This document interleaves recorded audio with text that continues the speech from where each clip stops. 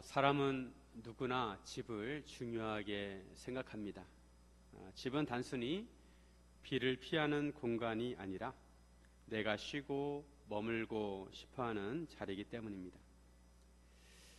그래서 집을 지을 때 많은 시간과 비용과 정성을 들입니다. 기초를 튼튼히 하고 좋은 자재를 고르고 또 작은 부분 하나까지도 신경을 씁니다. 그러나 우리가 한 번쯤은 이런 질문을 해볼 필요가 있습니다. 하나님은 어디에 거하시기 원하실까? 하나님께서 머무실 집은 어떤 모습이어야 할까? 오늘 본문은 솔로몬이 성전을 건축하는 내용입니다. 다윗 왕이 하나님의 집을 짓고 싶어 했지만 하나님께서 허락하지 않으시고 그의 아들이 짓도록 하셨습니다. 솔로몬은 자기에 주어진 사명 즉 하나님의 성전을 짓게 됩니다. 하나님의 성전은 하나님의 임재를 상징하는 공간이고 하나님과 소통하는 공간입니다. 죄에 빠진 인간은 거룩한 하나님께 다가갈 수 없습니다. 그래서 하나님께서 하나님의 성전을 통해 인간을 만나시고 인간에게 말씀하셨습니다. 그런데 지금 우리가 살고 있는 이 시대는 하나님의 성전이 더 이상 존재하지 않습니다. 하나님의 성전은 고대에 있었던 건물입니다. 이런 하나님의 성전이 지금 우리와 무슨 상관이 있을까 생각할 수 있습니다. 하지만 하나님의 성전에는 하나님의 뜻과 의미가 담겨져 있습니다. 주님께서 하나님께서 성전을 통해 원하시는 것을 우리가 알아야 한다는 것입니다. 신약에서 이제는 예수님께서 참 하나님의 성전이 되셨습니다. 그리고 또한 교회가 하나님의 성전입니다. 우리도 성전의 한 부분입니다. 우리가 하나님의 성전입니다. 그래서 우리는 예수님과 함께 보이지 않는 성전을 지어야 합니다. 우리가 보이지 않는 성전을 잘 짓기 위해서 어떻게 해야 하는지 함께 나누기를 원합니다. 첫째, 하나님의 성전을 정성된 마음으로 지어야 합니다. 하나님의 성전은 인간 마음대로 지은 것이 아닙니다. 하나님의 성전은 하나님의 뜻대로 지어져야 합니다. 솔로몬이 이스라엘 왕이 된 지 4년 15월 곧 둘째 달에 여호와를 위하여 성전 건축을 시작했습니다. 이 해는 이스라엘 백성이 애굽 땅에서 나온 지 480년이었습니다. 산맥을 보면 높은 봉우리들이 중간중간에 있습니다. 마찬가지로 이스라엘 역사를 산맥이라고 한다면 중간중간에 높은 봉우리가 있습니다. 그 첫 번째 봉우리가 바로 출애굽입니다. 그리고 성전 건축도 높은 봉우리에 해당이 됩니다. 가나안에 살고 있던 야곱의 가족 70명이 애굽에 내려가서 번성했습니다. 한 가족이 한 민족을 형성하게 되었습니다. 하나님께서 애굽에서 이스라엘 백성을 구원하신 출애굽은 이스라엘 역사의 공식적인 시작이라고 할 수가 있습니다. 하나님께서 이스라엘 백성을 가나안으로 인도하셔서 하나님 중심의 나라가 되도록 하셨습니다. 하지만 이스라엘 백성은 가나안에 들어와서 잘 정착하지 못했습니다. 실패를 거듭하다가 다윗 시대의 안정을 찾기 시작합니다. 그리고 드디어 솔로몬 왕 때 나라가 태평성대를 이루게 되었습니다. 이스라엘 역사에서 가장 안정되고 평화로운 시기였습니다. 이 시대에 솔로몬은 하나님의 성전을 건축합니다. 하나님께서는 하나님의 이름을 두실 곳을 정하신다고 하셨는데 바로 예루살렘에 성전이 지어졌습니다. 예루살렘은 아브라함이 아들 이삭을 제물로 바치려고 했던 모리아 산입니다. 다윗은 자기를 위해서 인구조사를 하는 죄를 범해서 심판을 받게 되었는데 그걸 속죄하는 의미로 아라우나 타작마당을 사서 거기에 여호와의 제단을 쌓습니다. 바로 다윗이 대가를 지불했던 그곳에 하나님의 성전이 지어지게 되었습니다. 솔로몬이 여호와를 위해서 건축한 성전은 길이가 60규빗, 너비가 20규빗, 높이가 30규빗이었습니다. 길이가 27m, 그리고 너비가 9m, 높이가 13.5m였습니다. 오늘날 건물에 비하면 큰 건물이라고 할 수 없지만 그 당시에는 대단한 건물이었습니다. 그리고 성전의 성소 앞에 현관이 있었습니다. 주랑이라고도 하는데 길이가 20규빗, 너비가 성전 앞에서부터 10규빗이었습니다. 성전을 위해서 창틀이 있는 향트리는 붙박이 창을 냈습니다. 그리고 성전 벽을 돌아가며 다락들을 건축했습니다. 다락마다 돌아가며 골방을 만들었는데 3층으로 만들었습니다. 1층 다락 너비는 5규빗, 2층 다락은 6규빗, 3층 다락 너비는 7규빗이었습니다. 성전은 백향목 서가래와 널판으로 덮었습니다. 솔로몬은 7년 반 동안 성전을 건축해서 완공하게 됩니다. 중요한 것은 솔로몬이 임으로 성전을 건축한 것이 아니라 설계대로 건축했다는 것입니다. 오늘 본문 38절에 보면 11째의 불월 곧 8째 달에 그 설계와 식양대로 성전 건축이 다 끝났으니 솔로몬이 7년 동안 성전을 건축하였더라. 그러면 솔로몬은 어떻게 성전의 설계도를 얻었을까요? 솔로몬은 다윗으로부터 설계도를 받았습니다. 역대상 28장 11절과 12절에 보면 다윗이 성전의 복도와 그 집들과 그 곳간과 다락과 골방과 속죄소의 설계도를 그의 아들 솔로몬에게 주고 또 그가 영감으로 받은 모든 것 곧 여호와의 성전의 뜰과 사면의 모든 방과 하나님의 성전 곳간과 성물 곳간의 설계도를 주고 다윗은 비록 자신이 직접 하나님의 성전을 건축하지 못하지만 성전 건축에 필요한 것들을 잘 준비했습니다. 재료들과 모든 것들을 잘 준비했습니다. 다윗이 성전 건축을 위해 준비한 금은 보석과 재료들을 보면 그 양이 어마어마합니다. 그뿐 아니라 다윗은 미리 설계도까지 다 준비했습니다. 그럼 다윗은 누구로부터 설계도를 받았을까요? 다윗은 하나님으로부터 받았습니다. 역대상 28장 19절에 보면 다윗이 이르되 여호와의 손이 내게 임하여 이 모든 일의 설계를 그려 나에게 알려주셨느니라. 여호와의 손이 다윗에게 임하여 이 모든 일의 설계도를 그려 알려주셨다고 말씀합니다. 하나님의 성전은 하나님께서 설계하신 것입니다. 그래서 인간이 임으로 지어서는 안 되고 하나님의 뜻대로 지어야 합니다. 다윗은 솔로몬이 하나님의 성전을 지을 때 솔로몬에게 정성된 마음을 주셔서 모든 일을 행하고 성전을 건축하게 해달라고 기도를 했습니다. 오늘 본문에서 그 면모를 볼 수가 있습니다. 7절에 보시면 이 성전은 건축할 때 돌을 그 뜨는 곳에서 다듬고 가져다가 건축하였으므로 건축하는 동안에 성전 속에서는 방망이나 도끼나 모든 철 연장 소리가 들리지 아니하였으며 하나님의 성전을 짓는데 특이한 것은 방망이나 도끼나 철 연장 소리가 들리지 않았다는 것입니다. 어떻게 그렇게 큰 건물을 짓는데 이런 소리가 들리지 않았을까요? 우리는 집에 인테리어만 하더라도 소음이 나기 때문에 양해해달라고 엘리베이터 안에 공지문을 붙입니다. 언제 몇월 며칠에 몇 호에서 인테리어 공사를 하니까 소음이 나더라도 좀 양해해 주십시오 라고 공지문을 붙입니다. 그런데 하나님의 성전을 짓는데 연장 소리가 들리지 않았다는 것입니다. 이것은 돌 뜨는 곳에서 다듬어서 가져왔기 때문입니다. 그리고 그 돌을 성전 건축하는 곳에서 가져와서 쌓아 올렸습니다. 그래서 성전 건축 현장에서는 소음이 발생하지 않았습니다. 이런 것을 보면 얼마나 정성이 들어갔는지 알 수가 있습니다. 이렇게 하려면 정확하게 규격에 맞추어서 돌 뜨는 곳에서 돌을 깎아야 합니다. 순서에 맞춰 가지고 그 돌들을 가져다가 쌓아야 합니다. 건축 현장에서는 설계도대로 맞추어서 쌓기만 했습니다. 이런 작업은 말은 쉽지만 여간 어려운 것이 아닙니다. 모든 돌과 재료들이 자로 잰 것처럼 정확해야 합니다. 그만큼 성전을 건축하는데 정성이 들어갔다는 것입니다. 우리가 보이지 않는 성전을 건축할 때도 마찬가지입니다. 우리가 신앙생활할 때 하나님의 성전을 짓는 마음으로 해야 합니다. 그저 주일이 되면 습관에 따라 교회 나와서 예배를 드린 것으로 만족해서는 안 됩니다. 물론 예배를 안 드리는 것보다 낫지만 신앙생활할 때 의식이 있어야 합니다. 내가 왜 예배를 드리는지, 내가 왜 교회를 다니는지, 내가 믿음으로 사는 것은 어떤 의미인지 생각하면서 신앙생활을 해야 합니다. 우리는 보이지 않는 하나님의 성전입니다. 우리가 하나님의 교회입니다. 바로 우리가 성함교회입니다.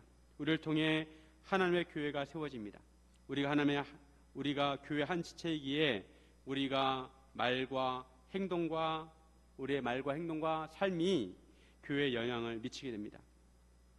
그래서 우리는 우리 자신을 생각할 때 나는 하나님의 백성이고 예수님의 제자라는 인식이 있어야 합니다. 교회는 성도들의 섬김과 헌신을 통해 세워지는 것입니다. 우리가 신앙생활하는 것은 하나님을 섬기는 것입니다. 하나님께서는 우리가 정성된 마음으로 하나님께 예배드리고 하나님을 섬기기를 원하십니다. 사람을 만나러 갈 때도 우리는 준비를 하고 상대방에게 신뢰가 되지 않도록 옷이나 모든 것을 점검합니다. 그런데 지극히 높으신 하나님을 만나고 예배드릴 때 아무 준비가 없으면 안 됩니다. 온 마음과 정성을 다해 예배를 드려야 합니다. 성전을 지을 때 소리가 나지 않았다는 것은 그만큼 경건한 마음으로 성전을 지었다는 것입니다. 성전은 하나님의 거룩한 장소이기에 몸가짐 하나에도 신경을 쓴 것입니다. 우리도 예배를 드릴 때나 교회에서 봉사를 할 때나 하나님의 사역을 할 때 정성된 마음으로 해야 합니다. 이런 면에서 우리 믿음의 선조들은 참 순전한 마음으로 정성된 마음으로 하나님을 섬겼습니다. 신리길도 멀다 하지 않고 새벽 종소리를 들으면 새벽에 나가서 기도드리고 일터로 나갔습니다. 하나님 말씀 그대로 농사를 지어서 첫 열매를 거두면 그것을 제단에 올려드렸습니다. 예배를 드리기 전날에 입고 갈 옷까지 다 준비해 놓았습니다. 이러면서 우리는 어떤 정성을 들여야 하는지 생각해야 합니다. 사랑하는 여러분, 정성된 마음으로 하나님을 섬기기를 주님의 이름으로 축원드립니다. 둘째, 하나님의 성전을 귀한 것으로 채워야 합니다. 우리가 하나님의 성전을 채울 때 귀한 것으로 채워야 합니다. 하나님의 성전은 가장 귀한 재료로 채워졌습니다. 하나님의 성전은 하나님의 성막과 마찬가지로 성소와 지성소로 나누어져 있습니다. 성전의 안벽은 백향목 널판으로 입혔습니다. 성전 마루에서 천장까지 벽에 입혔습니다. 그리고 바닥인 성전 마루는 잣나무 널판으로 깔았습니다. 그리고 지성소에는 성전 뒤쪽에서부터 너비와 길이와 높이가 각각 20규빗 크기로 만들었습니다. 지성소의 모든 면은 백향목 널판으로 만들었습니다. 이렇게 해서 성전 내부에서 돌이 보이지 않았습니다. 그리고 성소의 길이는 40규빗이고 성전 안에 입힌 백향목에는 벽 밖과 핀 꽃을 아로 새겼습니다. 지성소에 하나님의 언약궤를 모셨습니다. 지성소는 백향목으로 입혔는데 그 이외에 정금으로 입혔습니다. 제단도 금으로 입혔습니다. 내수 앞에 금사슬로 건너 질렀습니다. 그리고 지성소에 올리브 나무로 두 그룹 즉 두 천사를 만들었는데 높이가 각각 10규빗 즉 4.5m이고 양쪽 날개 끝에서 끝의 길이가 10규빗이었습니다. 두 그룹의 날개가 퍼져 있는데 성전의 중앙에서 날개의 끝과 끝이 서로 닿았습니다. 그리고 금으로 그룹을 입혔습니다.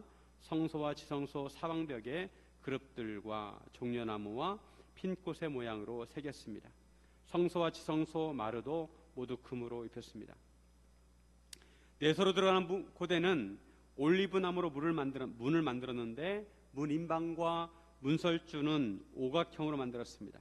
올리브 나무로 만든 두 문짝에는 그룹과 종려나무와 꽃 모양을 새겨 넣었고 금으로 입혔습니다. 그리고 외소 즉 성소로 들어가는 문을 위해서 올리브 나무로 문설주를 만들고 사각형으로 만들었습니다. 두 문짝은 잣나무로 만들었는데 각 문은 두 부분으로 만들어 접히게 했습니다. 문짝에는 그룹들과 종려나무와 꽃 모양을 새겼고 금으로 입혔습니다. 이렇게 해서 하나님의 성전의 외곽과 내부가 완성이 되었습니다. 하나님의 성전의 내부를 백향목과 잣나무와 그리고 올리브나무로 꾸몄습니다. 모든 것을 금으로 입혔습니다. 이것은 그만큼 하나님의 성전을 아름답고 귀하고 화려하게 꾸민 것입니다. 금은 지금도 가장 귀한 보석입니다. 요즘에 금값이 많이 올랐습니다. 옛날에는 돌잔치를 할 때 돌반지를 해주는 것이 풍습이었습니다. 그런데 요즘은 돌잔치도 주로 가족끼리 하지만 돌반지를 해주기가 부담이 됩니다. 금값이 그만큼 많이 올랐기 때문입니다. 금의 양은 세상에 정해져 있는데 갖기를 원하는 사람들이 많아져서 금의 값어치가 오르는 것입니다. 그처럼 금은 예나 지금이나 사람들이 귀한 것으로 여깁니다. 사람들은 자기가 가치 있게 여기는 것을 소중하게 여깁니다. 하나님의 성전을 금으로 장식한 것은 그만큼 하나님의 성전이 고귀하기 때문입니다. 성전 안으로 들어갈수록 재료를 더 귀한 것으로 사용했습니다. 이것은 하나님을 향한 마음입니다. 그러면 하나님의 성전이 이렇게 귀하게 여겨진 이유가 무엇일까요? 그것은 바로 하나님의 임재 때문입니다.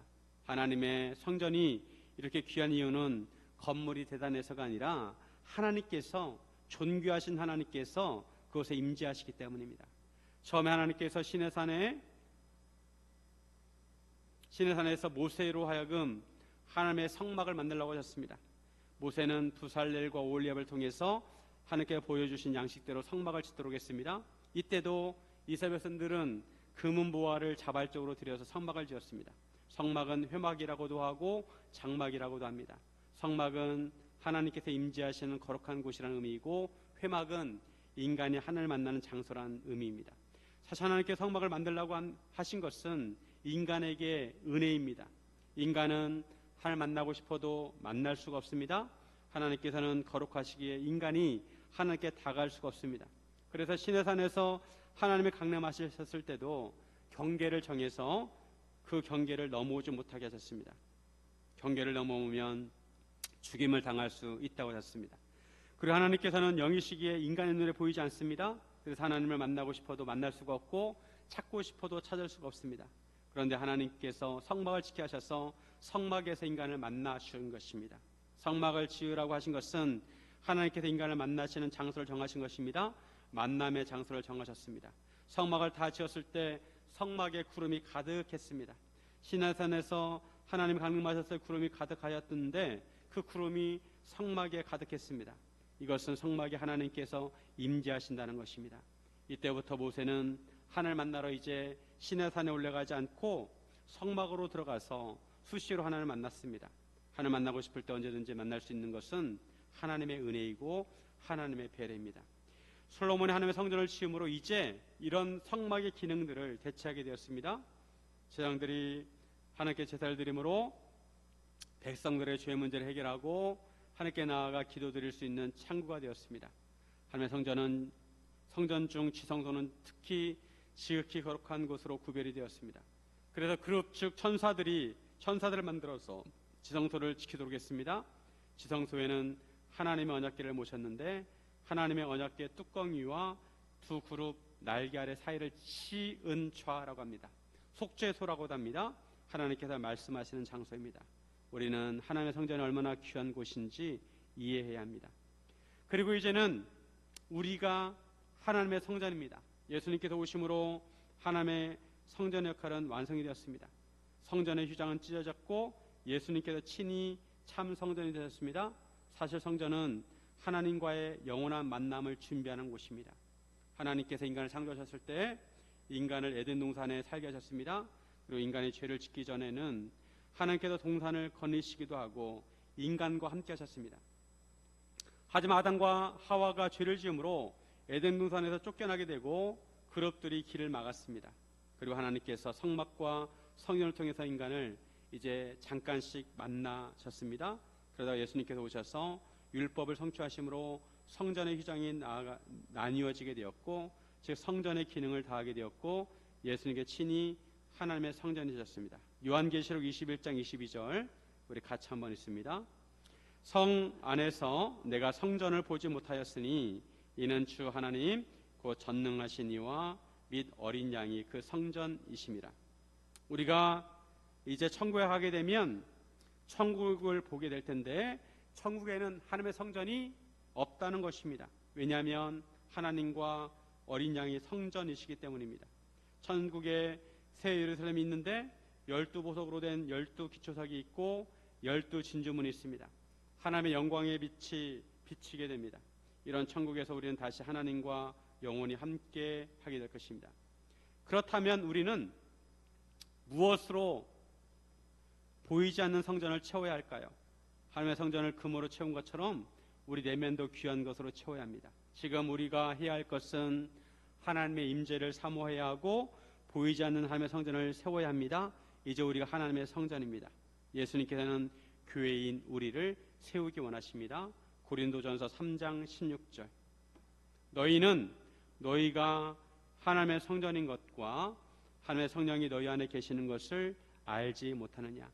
우리가 예수님을 믿음으로 성령님께서 우리 안에 계시기에 우리가 하나님의 성전입니다. 그러기에 우리는 성전인 우리 자신을 거룩하게 해야 하고 우리 내면을 가꾸어야 합니다. 성전을 지어가야 합니다. 에베소서 2장 21절과 22절. 그 안에서 건물마다 서로 연결하여 주 안에서 성전이 되어가고 너희도 성령 안에서 하나님이 거하실 처소가 되기 위하여 그리스도 예수 안에서 함께 지어져 가느니라. 우리는 예수님 안에서 하나님의 성전을 함께 지어가야 합니다. 보이지 않는 성전을 거룩하고 아름다운 것으로 채워야 합니다. 예수님께서 부족해서 우리와 함께 성전을 짓는 것이 아닙니다. 오히려 부족한 우리에게 하나님의 성전을 지을 수 있는 기회를 주신 것입니다. 그러면 우리는 무엇으로 성전을 세워야 할까요? 성령의 아름다운 열매를 채워야 합니다. 갈라디아서 5장 22절과 23절. 오직 성령의 열매는 사랑과 희락과 화평과 오래 참음과 자비와 양선과 충성과 온유와 절제니 이 같은 것을 금지할 법이 없느니라. 먼저 우리 내면의 육체 것들을 내버려야 합니다. 음행과 더러운 것과 호색과 우상숭배와 주술과 원수 맺는 것과 분쟁과 시기와 분냄과 당짓는 것과 분열함과 이단과 투기와 술 취함과 방탕함, 이런 것들을 가지고는 하나님 나라에 들어갈 수 없다고 말씀합니다. 집집마다 벽에 걸려있는 것이 있고 꾸며놓은 것들이 있습니다. 어떤 집에 가면 아주 아기자기하게 잘 꾸며놓은 집이 있는가 하면 어떤 집은 잡다한 것들로 어질러진 집도 있습니다. 그런 것들 중에 하나님께 기뻐하시지 않는 것이 있다면 다 청산해야 한다는 것입니다. 그리고 우리 내면을 가꿔야 합니다. 하나님께서 싫어하시는 것을 제거하고 성령의 열매들 하나님의 것으로 채워야 합니다. 우리는 이미 하나님의 성전입니다. 이제 중요한 질문은 이것입니다. 나는 내 안을 무엇으로 채우고 있는가? 사랑하는 여러분, 보이지 않는 성전을 성령의 아름다운 것으로 채우시기를 주님 이름으로 축원드립니다. 셋째, 하나님의 말씀이 중심이 되어야 합니다. 무엇보다 하나님의 성전은 하나님의 말씀이 중심이 되어야 합니다. 그리고 하나님의 말씀을 그 무엇으로도 심지어 성전이라 하더라도 대체할 수 없습니다. 우리는 하나님의 말씀에 순종해야 합니다. 오늘 본문에서 특이한 것은 성전 건축을 하는 중에 여호와의 말씀이 솔로몬에게 임했다는 것입니다. 오늘 본문 12절에 보시면 같이 한번 있습니다. 12절. 내가 지금 이 성전을 건축하니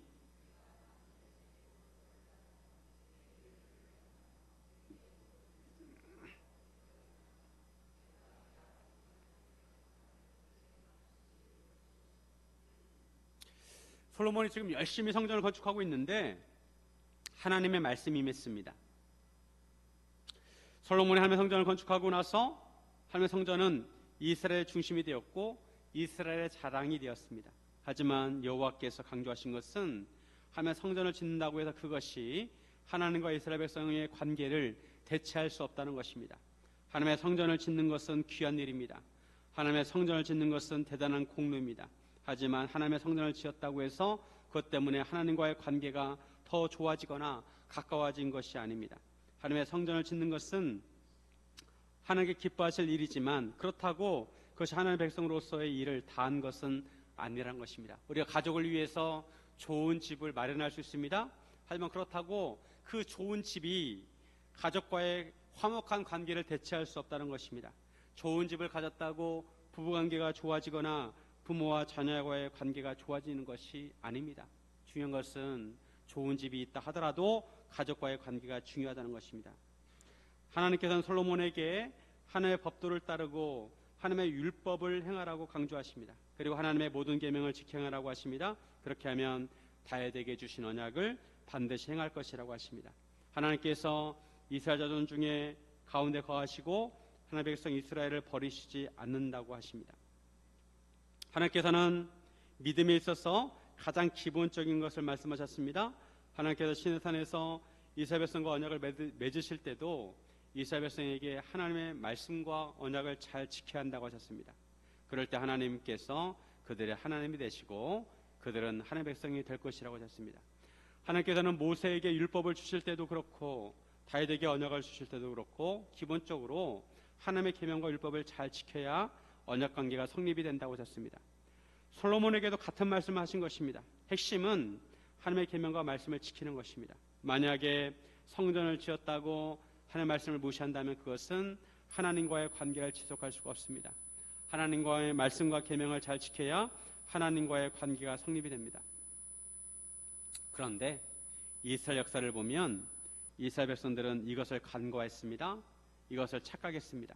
하나님의 성전을 사모하고 하나님의 성전에서 제사를 드리는 것은 귀한 일입니다. 하지만 그렇다고 하나님의 말씀을 무시하고 하나님의 계명을 지키지 않으면 그것은 껍데기 신앙에 불과합니다. 안고 없는 찐빵이고 내용이 없는 껍데기입니다. 이것을 모르면 신앙생활을 하는데 헛다리를 짚는 것입니다. 이스라엘 백성들은 핵심을 놓쳤습니다. 그들은 하나님의 성전에서 제사를 드리면 모든 것이 해결된다고 생각했습니다. 하지만 그들의 생활을 보면 하나님을 모시는 것이 아니라 이방신을 따르고 하나님 말씀에 불순종하고 그 자기들의 욕심을 따라 살았습니다. 하나님 믿는 하나님의 백성이라는 자부심은 있었지만 하나님 백성답지 않게 살았습니다. 세상 사람들과 똑같이 남을 속이고 거짓된 삶을 살고 죄악된 삶을 살았습니다. 남을 등쳐먹고 악을 도모하고 나그네와 고아를 돌보는 것이 아니라 무시하고 없는 사람들을 무시하고 배척했습니다. 이런 이스라엘 백성들을 보시고 하나님께서는 참다가 그들을 멸망하게 하시고 심지어 하나님의 성전이 불타게 하셨습니다. 중요한 것은 하나님의 성전이 아니라는 것입니다. 하나님의 계명과 율법과 말씀을 잘 지키면 하나님의 성전도 의미가 있지만 하나님의 계명과 율법과 말씀을 무시하면 하나님의 성전도 의미가 없다는 것입니다. 그런데 이스라엘 백성들은 하나님의 성전에 지나치게 의미를 부여했습니다. 그래서 예수님 당시에 유대인들은 예수님께서 성전을 사흘 동안 일으키신다고 하셨을 때 발끈했습니다. 대제사장들과 바리새인들과 사두개인들은 하나님의 성전을 장악하고 기득권을 누렸습니다. 그들은 참된 하나님의 성전이신 예수님을 핍박했습니다. 하나님께 보내신 독생자 예수님을 알아보지 못했습니다. 그들의 눈이 어두워서 헛다리를 짚었습니다.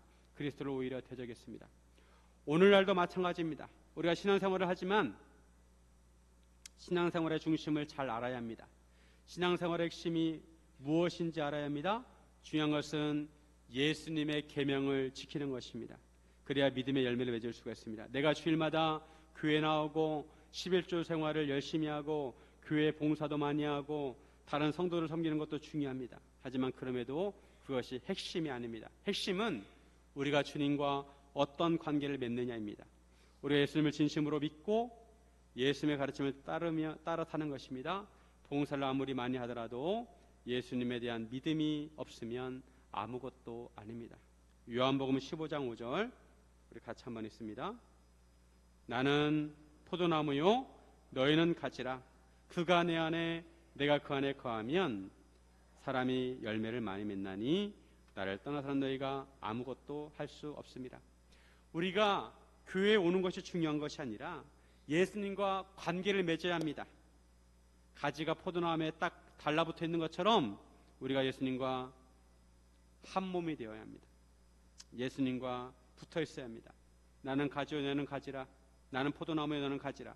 이 관계는 믿음으로 성립이 됩니다. 우리가 예수님을 주님으로 믿을 때 우리가 포도나무이신 예수님께 붙어 있게 됩니다. 그리고 예수님으로부터 영적인 자원을 공급받아 열매를 맺는 것입니다. 예수님을 떠나서는 아무것도 할 수 없고 아무 소용이 없습니다. 예수님을 진정으로 믿는다면 예수님을 사랑하고 예수님의 말씀을 지키게 되어 있습니다.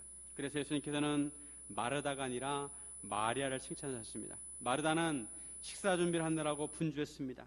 자기는 바쁜데 철없이 자기를 도와주지 않고 예수님 앞에서 말씀을 듣는 마리아에게 짜증을 냅니다. 차라리 그럴 거면 마리아처럼 좋은 것을 선택하라고 하셨습니다. 우리는 본질적인 것을 붙들어야 합니다. 우리가 보이지 않는 하나님의 성전을 지키기 위해서는 우리가 먼저 돌을 다듬어야 합니다. 성전에서 소리가 나지 않도록 먼저 우리가 돌을 먼저 다듬고 그 상태로 하나님께 나와야 합니다. 그리고 우리가 하나님께 가까이 다가갈수록 더욱 거룩해져야 합니다. 우리의 마음과 입술과 행동이 거룩해져야 합니다. 하나님께서는 건물이 아니라 말씀에 순종하는 삶 안에 거하십니다. 한 주간 동안 사시면서 말씀 한 구절이라도 순종하는 삶을 살아서 아름다운 하나님의 성전을 지으시기 바랍니다. 사랑하는 여러분, 믿음과 순종으로 하나님의 성전을 아름답게 지으시기를 주님의 이름으로 축원드립니다.